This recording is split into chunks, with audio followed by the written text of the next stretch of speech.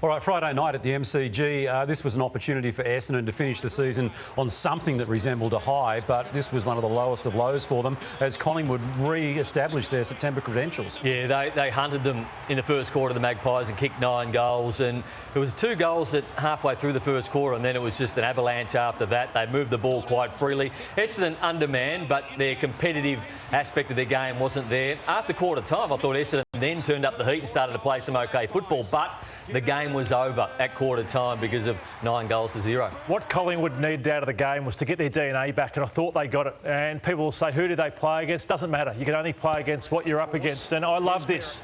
It was the pressure that came. This is the first 50 seconds of the match, and I'm going to highlight Braden Maynard. Braden Maynard is coming forward, and he just goes bang. And he just says to the rest, we're on here tonight, we're attacking. In the 3AW commentary box, did you know then? Straight away, within a minute, I thought this is going to be ugly because Collingwood are back. So they squeeze you to one half of the ground and they get you on the opposite side of the ground here. So that was one. Then here, you can see the squeeze is on. So they squeeze you to one side. Tom Mitchell is working across. Scotty Pendlebury's working across. But once they win the ball back, they become just as hard and aggressive in their attacking sense. So there was Mitchell, and here's Scott Pendlebury that then winds up and kicks the goal. So fantastic signs for Collingwood, though. They had a bit of a lapse for a month, but they're back in business and should be one of the premiership favourites. Where will Collingwood play first up, do you think, in the finals? Look, we'll know tonight at the completion of the GWS Carlton game. It's going to finish late, close to 9 o'clock. We'll know roughly around that time once they get that result. But one of the favoured options being discussed quite heavily around the club situation right now, TJ, is Collingwood to play on the Thursday of that round of footy and for Carlton to play on the Friday. So both MCG matches.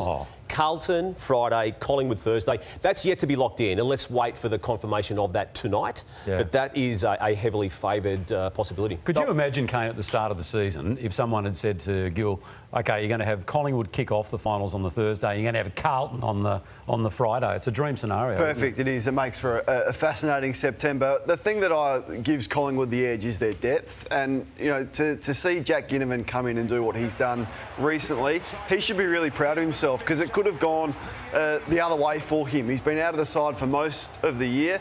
Clearly, Hill and McCreery have gone in front of him. So to keep himself in shape and in form, to possibly come in and have a big impact in September, I think is a real credit to him and the footy club. So they've got some selection headaches. Murphy will come back in, McCreery more clearly. So Frampton, McRae appear vulnerable, and I think Mason Cox is vulnerable as well. There's Darcy Moore watching the game, so he'll come back in.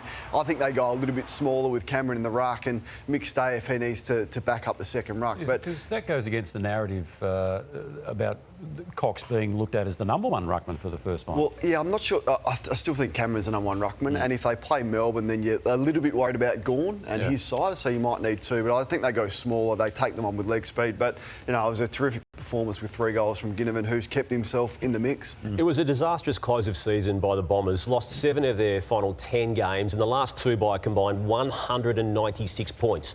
GWS last week, and then Collingwood on round 24. And then you've got senior players post-match and the coach then talking about massive change and the need for significant structure change. Zach Merritt, Cole Langford, Brad Scott. Yeah, we know we're still clearly a long way off the top 6 and probably the top 8, to be fair. Feel like we need to be working harder and challenge each other harder come the off-season and make sure we set ourselves up for a really good year next year. Obviously, players are sick of ending their season in August. It's no fun. It sucks to watch other teams having their season alive. So some pretty strong messages from some of the players. Yeah, you know, there was some pretty raw emotion in the rooms just before, but we have a lot to work on, both on and off the field. But yeah, it's pretty feeling.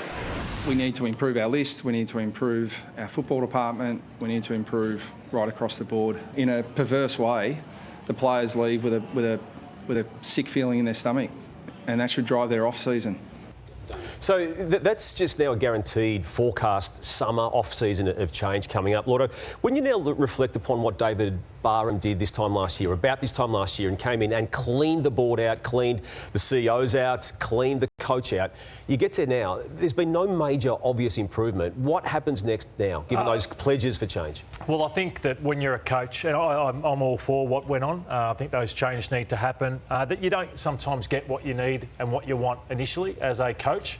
And I think the way they finish the year, I think Brad Scott's going to be absolutely ruthless on the list and potentially staff as well. So I think it was for the benefit. And I think the way they've finished is a great reality and a good thing that's happened. That no, you're not that close. And what happened at the end of the year is maybe more the reality. Need to go hard.